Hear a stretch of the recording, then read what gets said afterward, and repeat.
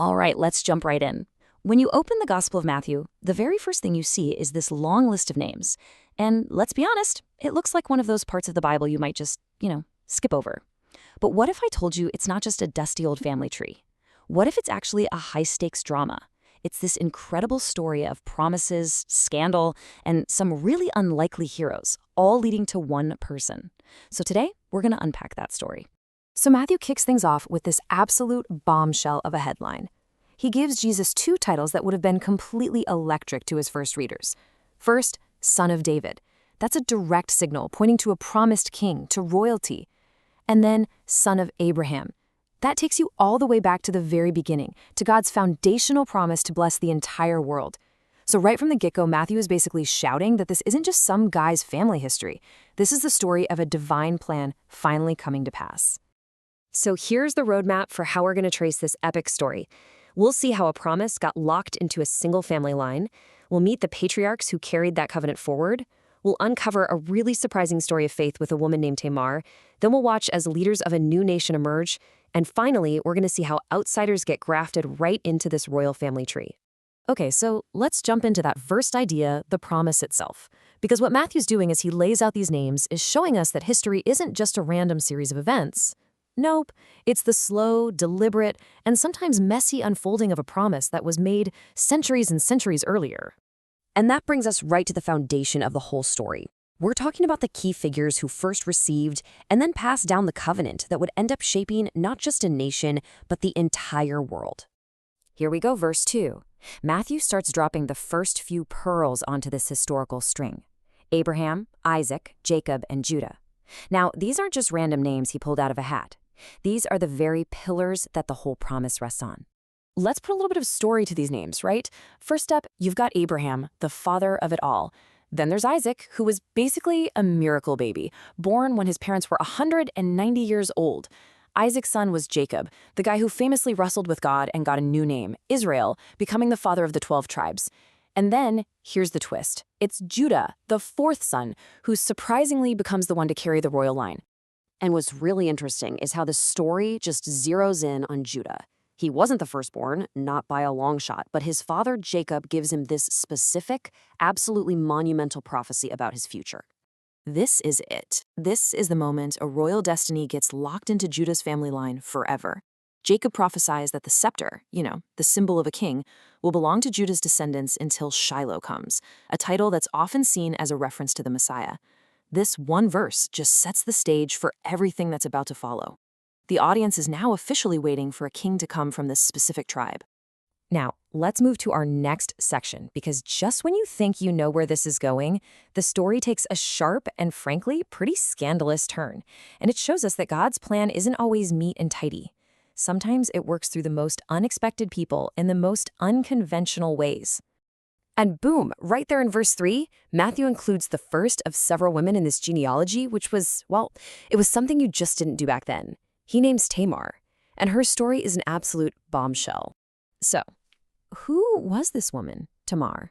She was Judah's daughter-in-law. Her story, which you can find in Genesis 38, is intense. She was married to two of Judah's sons, and they both died. Judah then broke a really serious promise to give her his third son, which left her in this incredibly desperate and vulnerable spot. Now, to really get her desperation, you have to understand this ancient custom called levirate marriage. It was a law designed to protect a childless widow. It made sure her deceased husband's family line and name wouldn't just die out. So Judah had a legal and a moral duty to take care of Tamar, and he completely failed her. So it begs the question, right? When the person in power, the person who's supposed to do the right thing, breaks a promise and denies justice, what happens next? Well, Tamar takes matters into her own hands, and in a really shocking turn of events, she disguises herself and tricks Judah himself into fathering her child. And here's the crazy part. It's through her son, Pharez, not Judah's other sons, that this promised royal line continues. It is a messy, uncomfortable story, but Matthew includes it to show that God's promise moves forward even through human failure and scandal. Okay, so from that incredibly dramatic family episode, the timeline now jumps forward several hundred years. Jacob's tiny family has now exploded into the nation of Israel, and they're fresh out of slavery in Egypt. The lineage now continues through men who were absolutely pivotal as this new nation was being forged in the wilderness. Verse 4 picks up the chain.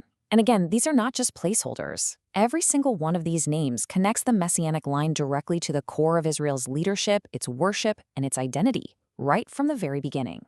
And you can see just how important they were. Amminadab, for example, connects the royal line of Judah to the priestly line through his son-in-law Aaron.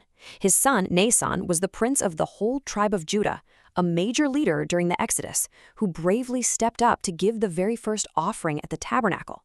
And then you have Salmon, who's going to connect this lineage to the conquest of the Promised Land in a very personal way. And that brings us to our final section for today. And this one is so powerful.